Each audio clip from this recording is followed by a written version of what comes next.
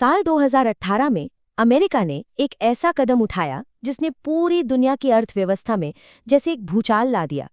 एक ऐसा दांव जिसने ग्लोबल ट्रेड यानी कि वैश्विक व्यापार के खेल के नियम ही बदल दिए। तो चलिए इस पूरी कहानी को आसान भाषा में समझते हैं कि आखिर हुआ क्या था। तो सबसे पहला और सबसे बड़ा सवाल यही है कि आखिर अमेरिका को एक ग्लोबल ट्रेड वॉर छेड़ने की जरूरत क्यों पड़ी? इसके पीछे की असली वजह क्या थी? देखिए, इस पूरी कहानी की जड़ एक बहुत ही सीधी साधी सोच में है, और वो है अमेरिका फर्स्ट। यानी हर आर्थिक फैसले में सबसे पहले अमेरिका का हित देखा जाएगा। अब देखते हैं कि इस एक लाइन के पीछे कितनी बड़ी कहानी छिपी है। इस पूरी पॉलिसी के दिल में एक शब्द था, ट्रेड डेफिसिट। अब ये क्या होता है? ये तब होता है जब कोई देश दूसरे देशों से सामान खरीदता तो बहुत है, लेकिन अपना सामान उतना बेच नहीं पाता। बिल्कुल वैसे ही जैसे आपकी दुकान पर ग्राहक कम आए और आप बाजार से खरीदारी ज्यादा कर लें। और ये सिर्फ कहने की बात नहीं थी। जब हम आंकड़ों को देखते हैं ना, तो तस्वीर और भी साफ हो जाती है। अमेरिका का व्यापार घाटा बहुत ज्यादा था और उसमें सबसे बड़ा हिस्सा चीन के साथ था। यही वो गहरी खाई थी जिसे भरने की कोशिश की जा रही थी। तो सवाल ये था कि इस व्यापार घाटे से निपटा कैसे जाए।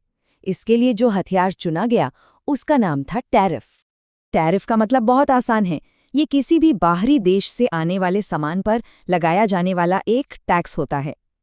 मतलब ये अमेरिकी बाजार में एंट्री के लिए एक तरह का कवर चार्ज है। इससे होता यह है कि विदेशी सामान अपने आप महंगा हो जाता है। इसे लागू करने के लिए दो बड़े कानूनी रास्ते अपनाए गए।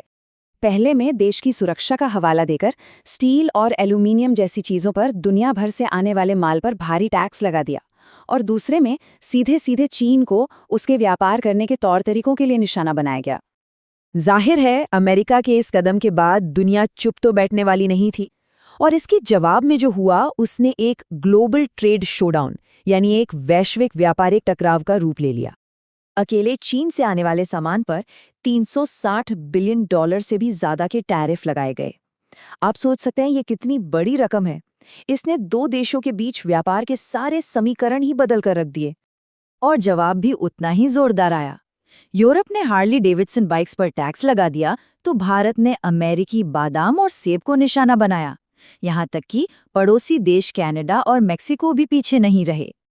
भारत पर इसका एक और बड़ा असर हुआ। अमेरिका ने भारत को एक खास लिस्ट से बाहर कर दिया, जिसे जीएसपी कहते हैं।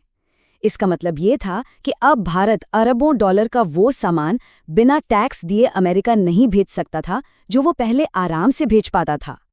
तो इन सब एक्शन और रिएक्शन का, इन टकरावों का जमीनी स्तर पर आखिर क्या असर हुआ? चलिए इसका भी हिसाब किताब समझते हैं। अमेरिका के अंदर इसके नतीजे मिले जुले थे। एक तरफ तो स्टील और एल्यूमीनियम जैसी घरेलू इंडस्ट्रीज को कुछ समय के लिए फायदा हुआ, उन्हें थोड़ी राहत मिली। लेकिन दूसरी तरफ कई अमेरिकी कंपनियों के लिए कच्चा माल महंगा हो गया, और इसका सीधा असर आम लोगों की जेब पर पड़ा, क्योंकि बाजार में कुछ चीज़ों की कीमतें बढ़ गईं। इस ट्रेड वॉर का असर पूरी दुनिया पर पड़ा। ग्लोबल सप्लाई चेन में भारी उथल-पुथल मच गई। कई कंपनियों ने चीन से अपना कारोबार समेटकर वियतनाम, मेक्सिको और भारत जैसे देशों का रुख करना शुरू कर दिया। ये पूरा घटनाक्रम सिर्फ कुछ समय के लिए नहीं था। इसने ग्लोबल ट्रेड के नियमों और सोचने के तरीके को एक नई दिशा दे दी, शायद हमेशा के लिए।